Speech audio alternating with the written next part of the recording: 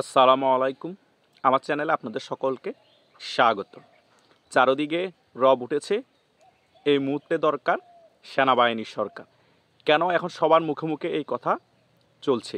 তার মেইন কাহিনী হচ্ছে 7-8 মাসে এই সরকার বাংলাদেশ চালাতে সম্পূর্ণরূপে ব্যর্থ হয়েছে এবং বাংলাদেশের মধ্যে প্রশাসনিক সকল কাঠামো ভেঙে পড়েছে। দেশের মধ্যে উন্নতি হয়েছে। কিসের উন্নতি হয়েছে জানেন? যে সকল উপদেষ্টারা আছে তাদের সকলের পকেটের উন্নতি হয়েছে। তারা আগে 200 টাকা দামের স্যান্ডেল পরতো, এখন 20,000 টাকা দামের স্যান্ডেল পরে। তারা আগে 200 টাকা দামের গেঞ্জি পরতো, এখন 50,000 টাকা দামের জ্যাকেট পরে।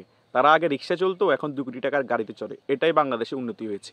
বাংলাদেশের প্রত্যেকটা সেক্টরে, প্রত্যেকটা খাতের মধ্যে দেখেন দুর্নীতি অনিয়মে ভরা। এখন কমিশন বাণিজ্য ছাড়া কোনো জায়গায় কেউ নিয়োগ হয় না। পুলিশ বলেন, শিক্ষা খাতে বলেন, স্বাস্থ্য খাতে বলেন, সকল জায়গায় এখন কমিশন বাণিজ্য চলতেছে।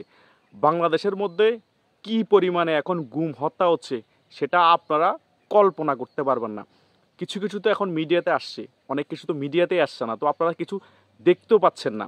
এবং কি পরিমাণে যে ধর্ষণ হচ্ছে, ধর্ষণ তো করছে তারা বাচ্চা শিশুকেও ছাড়ছে না এবং ধর্ষণ করার পর মেরেও ফেলছে।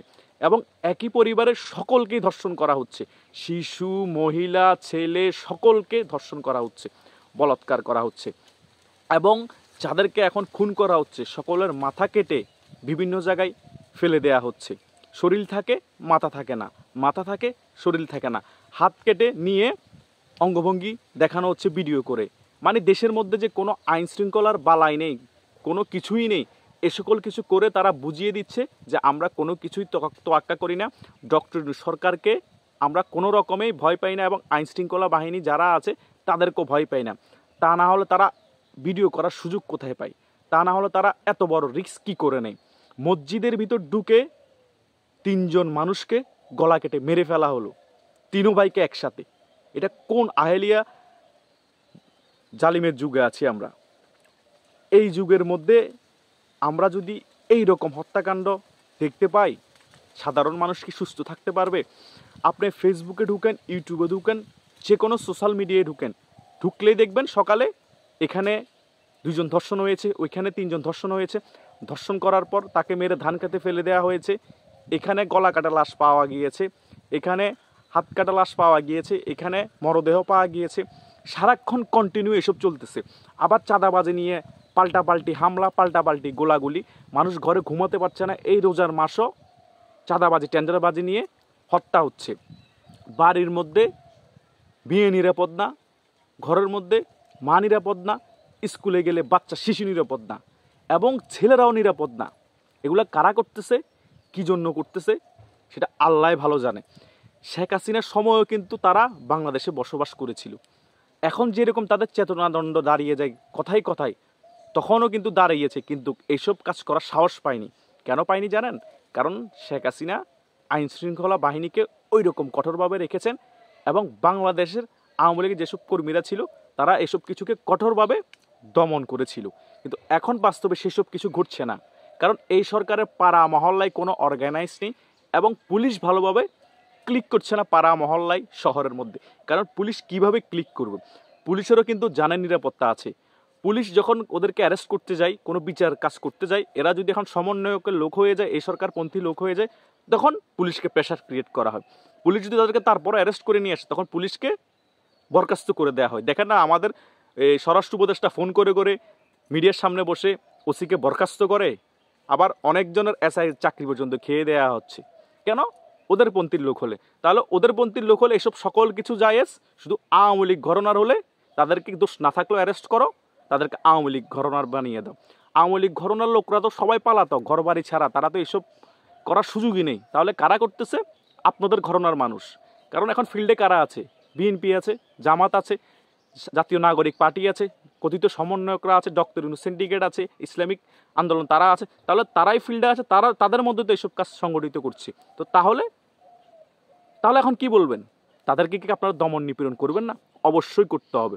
শুধু আওয়ামী লীগকে দমন নিপীড়ন করলে তারা এখন লাইমলাইটে থাকবে, ফর্মে থাকবে, তারা ধর্ষণ আরও বাড়িয়ে দিবে, ডাকাতি আরও বাড়িয়ে দিবে। তারা ডাকাতি লুটপাট করার জন্য কোন জায়গাগুলো সিলেক্ট করছে? তারা ডাকাতি লুটপাট করার জন্য তারা গুলশান, বনানী যেসব ধনাঢ্য লোক থাকে টাকা পয়সা পাওয়া যাবে সেসব জায়গায় সিলেক্ট করছে। তো এগুলো কারা করছে এটা আপনারা ভালো করেই জানেন। আপনাদের সিকিউরিটি ফোর্স যারা আছে এবং যারা মেইন ডিজেফএনএসের মধ্যে আছে তারা সকল তথ্য জানে। এখন তারা তথ্য দিলেও কি হবে, এগুলো তো আপনাদের লোক পড়ে যাচ্ছে, তখন আপনারা পদক্ষেপ নিতে পারেন না, এদেরকে অ্যারেস্ট করতে পারেন না। আর আপনারা অ্যারেস্ট করবেনও কোন মুখে?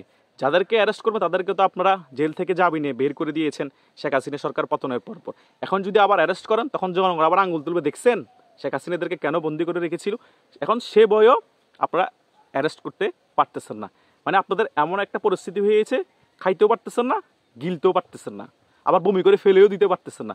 গেরাগলে পড়ে গেছেন আপনাদের কার্যকলাপের কারণে। কারণ এখন আওয়ামী লীগকে ঠেকাতে হলে এসব যারা মব ভায়োলেন্স করতেছে তাদেরকে স্পেস দিতে হবে, কারণ তারা তো আপনার লোক। কারণ আপনাদের কথা তো আর শুনবো না আওয়ামী লীগকে কোণঠাসা করার জন্য, তাদেরকে সকলকে যদি অ্যারেস্ট করে ফেলি। সে কারণে এদিক দিয়ে স্যাক্রিফাইস করতেছেন আপনারা।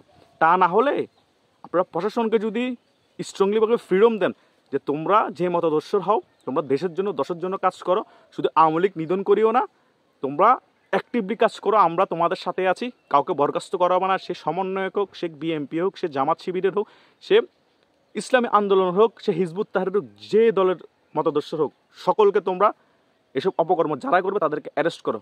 দেখবে যে বাংলাদেশের মধ্যে 1 মাসের মধ্যে সকল কিছু চেঞ্জ হয়ে গিয়েছে। আর তারা চেঞ্জ করার জন্য চাচ্ছে না, কারণ তারা চাচ্ছে যে এভাবে যদি চলতে থাকে তাহলে বাংলাদেশে নির্বাচন হবে না, পরিবেশ থাকবে না, নির্বাচন শুধু পিছাতেই থাকবে। তো এভাবে চলতেই থাকুক। তারা এক ডিলে 3-4 পাখি মারতে যাচ্ছে। মানুষ তো এক ডিলে 2 পাখি মারতে চায়, তারা 3-4 পাখি মারতে যাচ্ছে। এটাই তাদের প্ল্যানিং। আর নাহিদ ইসলাম চাচ্ছে যে যত নির্বাচন পিছাবে, জামাত ইসলামী চাচ্ছে যে যত নির্বাচন পিছাবে তাদের লাভ, তারা আরও সংগঠিত হতে পারবে, টাকা কালেক্ট করতে পারবে এবং বিভিন্ন জায়গায় তাদের সংগঠন বিস্তৃত করতে পারবে, তারা আরও স্ট্রংলি বাংলাদেশের মধ্যে বিচরণ ঘটাতে পারবে। সে কারণে ভাই এত কিছু চিন্তা করার সময় নেই। এই মুহূর্তে দরকার সেনাবাহিনীর সরকার। সেনাবাহিনী ক্ষমতা নিয়ে ফেলুক, ক্ষমতা নিয়ে ফেলার পরে বাংলাদেশের রাজনীতিকে একটা ব্যালেন্স আসবে, সকল দল রাজনীতি করার সুযোগ পাবে, কোনো দলকে এককভাবে কোণঠাসা করা হবে না। যারা অপরাধী তাদেরকে সেনাবাহিনী সঠিকভাবে আইনের আওতায় আনবে এবং বাংলাদেশের মধ্যে একটা শান্তি শৃঙ্খলা ফিরে আসবে। কারণ রাজনৈতিকভাবে যদি একটা ব্যালেন্স চলে আসে, এক পক্ষ কোণঠাসা না থাকে, তাহলে সবাই সবাইকে ভয় পাবে, অপকর্ম করতে সাহস পাবে না। এখন এক পক্ষ কোণঠাসা থাকার কারণে আরেক পক্ষ সম্পূর্ণরূপে ফ্রিডম পাবে, যে কোনো কাজ করতে পারতেছে। তাই তারা ধর্ষণ করতে ভয় পাচ্ছে না, খুন করতে ভয় পাচ্ছে না, ডাকাতি করতে ভয় পাচ্ছে না, কারণ তাদের কোনো প্রতিদ্বন্দ্বী নেই বা তাদেরকে ঠেকানোর জন্য কোনো লোক নেই। সবাই ঘরবাড়ি ছাড়া আওয়ামী লীগের কর্মীরা। তাই সেনাবাহিনীর সরকার খুব জরুরি হয়ে গিয়েছে। সেনাবাহিনীর সরকার চলে আসার পর বাংলাদেশের প্রেক্ষাপট দেখবেন চেঞ্জ হয়ে যাবে, এইরকম ধর্ষণ খুন অনেক হারে কমে যাবে এবং বাংলাদেশে একটি সুন্দর রাজনীতি আবার আমরা দেখতে পাবো। আবার দেখবেন যে সেনাবাহিনীর হাত ধরে আমরা বাংলাদেশে আরেকটি সুন্দর নির্বাচন দেখতে পাবো এবং বাংলাদেশের মধ্যে সুষ্ঠু নির্বাচন করতে পারবে একমাত্র সেনাবাহিনী সরকার ক্ষমতায় আসার পর। তাই আমি আবারও বলতেছি, এই মুহূর্তে দরকার সেনাবাহিনীর সরকার। ধন্যবাদ সকলকে।